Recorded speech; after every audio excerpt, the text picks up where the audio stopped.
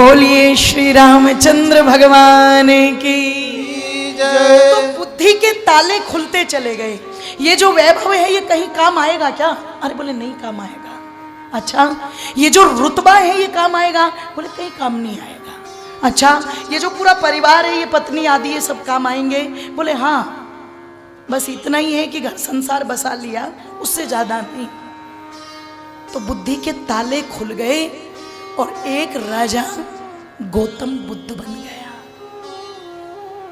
जब बुद्धि पर ताले लगे थे तो 14 वर्ष का एक बालक टंकारा में बैठा था।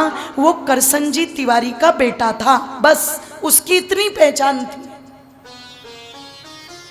ये करसन तिवारी जी का बेटा है, औदिच्य परिवार में पैदा हुआ है, मूल शंकर इसका नाम है, बस इतनी पहचान थी।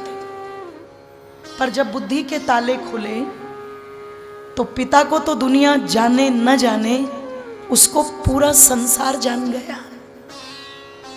जब बुद्धि के ताले खुल के व्यक्ति चलता है धर्म के मार्ग पर, तो मेरी माताओं बुद्धि पर ताले नहीं लगते, बुद्धि खुल जाती है।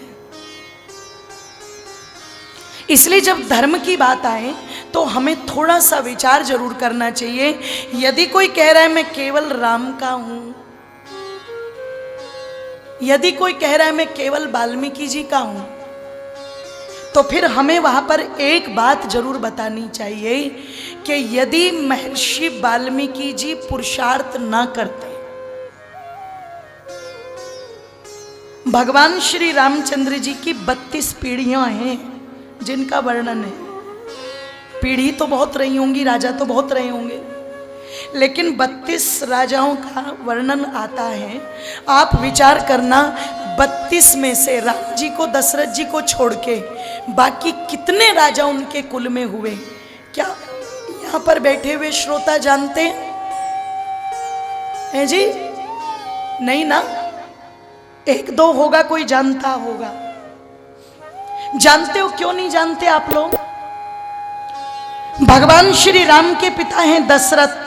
दशरथ जी की कोई कथा नहीं है, दशरथानंद कथा। दशरथ जी के पिता हैं अज। अज की कोई कथा नहीं है, अजानंद कथा।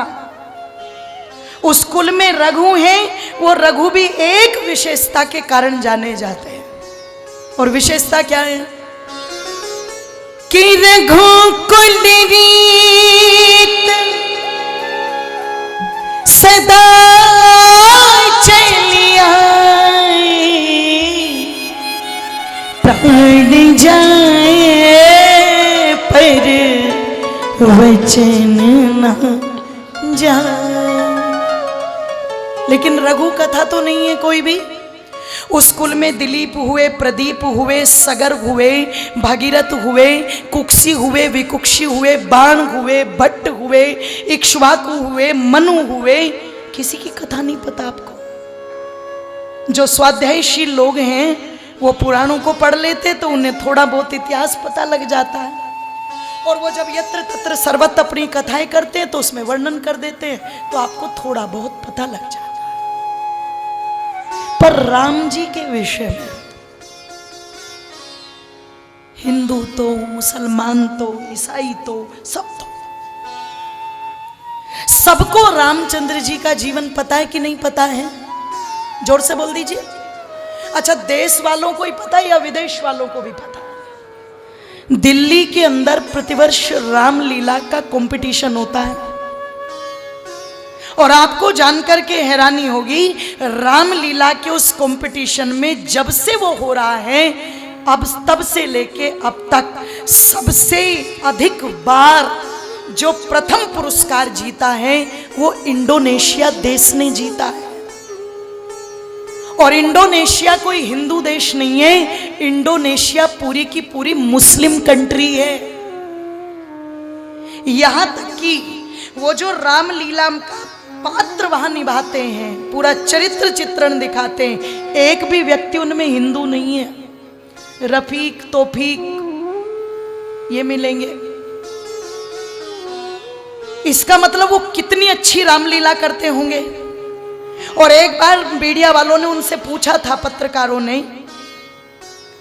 आप तो इस्लाम को मानने वाले हो, राम जी के चरित्र को इतना अच्छा कैसे निभा लेते हो? तो उन्होंने कहा राम जी केवल आपके नहीं है, इंडिविजुअल राम जी केवल भारत के नहीं है, हिंदुओं के नहीं है। राम एक आदर्श है और वो आदर्श प्रत्येक मनुष्य के लिए अनुकरणीय है। और सबसे बड़ी बात, राम हमारे जैसे आपके पूर्वज हैं, राम ऐसे हमारे भी पूर्वज हैं। हम अपने पूर्वजों के चरित्र को रखते हैं। विचार करना, पूरी दुनिया में भगवान राम को जाना जाता है। अब मैं जो प्रश्न करना चाहती हूँ वो कर देती हूँ। अगर महर्षि वाल्मीकि जी भगवान राम जी का इतना विस्तृत, इतना व्यापक इतिहास ना लिखते तो क्या हम जान पाते? जोर से बोलो। अब जो वाल्मीकि जी के मानने वाले हैं, मैं तो मानती हूँ, मैं तो कहती हूँ मैं वाल्मीकि की वंशज हूँ। जो वाल्मीकि जी को मानते हैं उन्हें यह समझना चाहिए कि वाल्मीकि जी ने भगवान राम का चरित्र लिखते समय क्या अपने मन में यह भावना रखी होगी कि मैं अलग हूं और राम अलग है? अगर भावना होती तो क्या लिखते? ना लिखते। अब दूसरी बात, महर्षि वाल्मीकि जी अगर आज जाने जाते हैं तो बताओ किस काम के कारण जाने जाते हैं जी? ओलंपिक में गोल्ड जीत के आए, जोर से बोलो। अच्छा, कोई सिद्धि की क्या उन्होंने अलग से? हैं जी? किसी देश पर आक्रमण किया, खुद कोई युद्ध लड़ा, जोर से बोलो। उपलब्धि क्या है उनके जीवन की? रामायण। आज अगर वो आदि कवि, सबसे पहले कवि हैं, तो उनकी सबसे बड़ी विशेषता यही है कि उन्होंने रामायण लिखी और रामायण ने महर्षि वाल्मीकि को अमर कर दिया। ये दोनों पक्ष अलग नहीं है। जिनके घरों में रामचंद्र जी के चित्र लगे हैं, बराबर में महर्षि वाल्मीकि का चित्र लगाते समय संकोच मत करना। और जिनके घर में महर्षि वाल्मीकि जी का चित्र लगा है, उनको अपना सौभाग्य मान करके भगवान राम का चित्र बराबर में लगाना, जोर से बोलो, चाहिए।